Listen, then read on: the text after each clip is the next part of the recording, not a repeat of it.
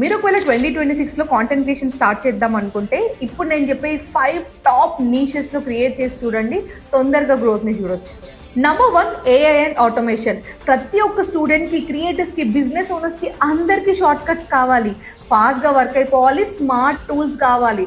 So AI and automation మీద మీరు content create చేసి చూడండి. Number 2, career guidance and job ready skills. B Tech, degree, freshers or job seekers వీళ్ళందరికీ ఎలాంటి skills నేర్చుకోవాలి, రెజ్యూమ్స్ ఎట్లా బిల్డ్ చేసుకోవాలి, లింక్డ్ఇన్ లో ప్రొఫైల్ ఎట్లా సెట్ చేసుకోవాలి, ఈ నీష్ అయితే crazy.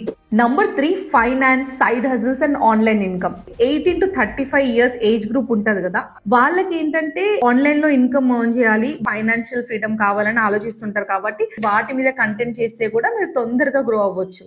Number 4, fashion and affordable styling. Usually students ఉంటారు, హోమ్ మేకర్స్ కానీ, వీళ్ళందరికీ ఏంటంటే అఫోర్డబుల్ రేంజ్ లో మంచి fashion tips, styling tips, collection ని కనుక చూపించినారు అనుకోండి, తొందరగానే మీరు రీచ్ చూస్తారు.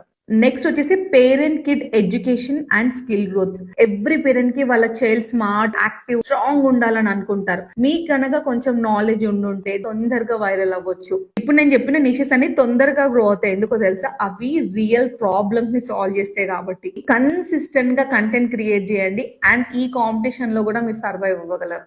లిస్ట్ అని కమెంట్ పెట్టండి, ఇట్లాంటి 20 నిషెస్ ని మీకు పంపిస్తా.